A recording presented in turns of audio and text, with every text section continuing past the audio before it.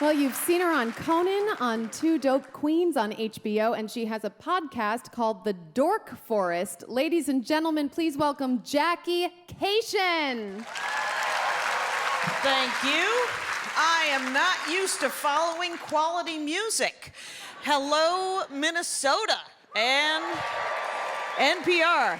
I love stand-up comedy, and I get to do it everywhere. One of my favorite places to do it is Minnesota. But I recommend this. You don't go to northern Minnesota in the middle of the winter, have 8 or 9 shots of Rumplemints, and announce to a full bar that you've never been on a snowmobile. Up there in the Iron Range. Oh, cripes, it's nice up there. Anyway, because there will be a man who's had a couple of beers who says, "We're going right now." And that man's wife will have clothes for you because they're nice people. They're good people. And what you'll do is you'll get into that guy's $500 truck. And you will drive to his $14,000 home so that you can get onto his $27,000 snowmobile that goes the speed of light. But I do get to do stand-up comedy everywhere, and it's actually been very good for me because I'm not particularly good with people. I am from Wisconsin. I'm the youngest of 6. I have 4 older brothers and an older sister. Before the age of 7, in my family, there was a lot of hitting. Our parents hit us. We hit each other. It was the 70s. It's the golden age of hitting. It's over. Don't worry about it. When I turned 7, there was a decision made in my family, no more hitting. We're not going to hit you. You can't hit each other. Sounds great. What they didn't do is tell us what to do with what was now our bottled rage.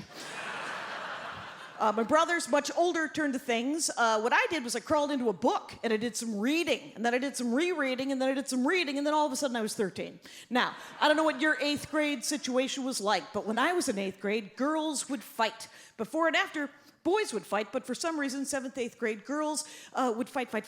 I didn't fight because I was told that there was no hitting, and I was reading. But one day, a smaller girl came up to me in 8th grade and said, "Hey, the Burnout Girls are going to beat me up after school. Will you come and stand next to me while it happens?" And I thought, why would that be something? And she said, "You wouldn't have to fight. It would just be for moral support."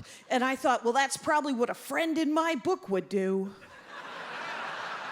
So we went, and I'm standing next to this kid, and I'm reading, and I'm waiting for the fight to begin, and I'm reading, and I'm waiting for the fight to begin, and the fight never begins. And you know why the fight never begins? Because Spooky Reading Girl was there, creeping the hell out of everyone. I ruined 3 fights with this technique. 2 other girls were like, "Would you stand next to me while those guys think about beating me up? Because you creep them out." Yes, I will. Yes, I will. And I never had any friends as a child. I had a lot of people to hang out with, plenty of siblings, but no friends. I had an imaginary friend for too long, Steve. Here's the thing about Steve. I met him when I was 7. He was 11. He had a motorbike. We had a lot of good times. Anyway, so here's how you know that you've had an imaginary friend for too long, is when he becomes your imaginary boyfriend. Yeah, it was time to move on. But here's how I found out about friendship. I was 14. I went out for the basketball team, and I was doing laps like you do when you go out for a basketball team. And I was reading a book like I did when I did anything when I was 14.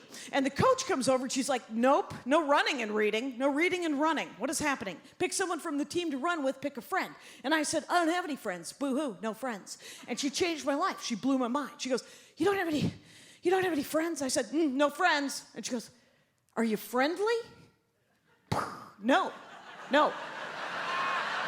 I'm not. Did you miss the book? It was nonfiction. It was called The Bravest Teenage Yanks. But she took time out of her very busy life. She changed my life. She took time out of her life to draw a line graph explaining friendship to me in the dirt of the track. She literally drew a line graph in the dirt of the track. And she goes, "Here we are, beginning of the line graph. Start talking to people. Eye contact would be great, but any kind of mumbling will get you acquaintances. After a certain amount of time, some of those people will make it here, middle of the line graph. Very beautiful. Here, these will be your actual friends. You'll support them. They'll support you. Very beautiful. Here, end of the line graph, not friendship. I don't know what you're doing over here. Knock it off. Knock it off." You're going through their garbage, you're reading their text messages. Leave them alone. Leave them alone. To this day, that line graph is why I have friends. Swear. But I did not create boyfriends. I am married now to a man, always a fun reveal, and he is a delight. He makes video games for a living. And I was like, how did you get that job? And he said, it's perfectly obvious how I got that job. I fought my way through several levels, and then I killed the boss. But he is a wonderful man. You know how, and I get to do stand-up everywhere, and he comes with me if it's super fun. You know how here in America, when you can go to a portrait studio and they will dress you like a cowboy. And they will take a picture of you dressed as a cowboy. They'll put a sepia on it, and then you will have a picture of yourself as an old-timey cowboy. I have always wanted such a photo. We were in Reykjavik, Iceland, and in downtown Reykjavik, Iceland, there is a portrait studio that will take a picture of you dressed as a Viking. Minnesotans, a Viking, and I said, can we do it? And my husband said, we already have an appointment. And we went. And they put furs on me, and I had a bow and arrow and a shield and a spear, and I felt fierce, I felt sexy, I felt dangerous, and then I saw the photos. I am not gonna lie to you people, I looked like a tough old bird. I looked like the mother of 13 is what I looked like. I looked like I just spent the last 20 years yelling at Viking children. Who has been leaving smoked fish out to spoil? Lars, pick it up. Now my husband, who makes video games for a living and thus by definition is an indoor person. He was wearing 40 pounds of chainmail, and he had a sword and a helmet. I thought he looked very handsome, very sexy. He's actually much better looking than I require. I would have settled for half of that, so I'm incredibly grateful. He saw his photos, and he said, I look like they came to the village, and they were like, we're gonna need everyone.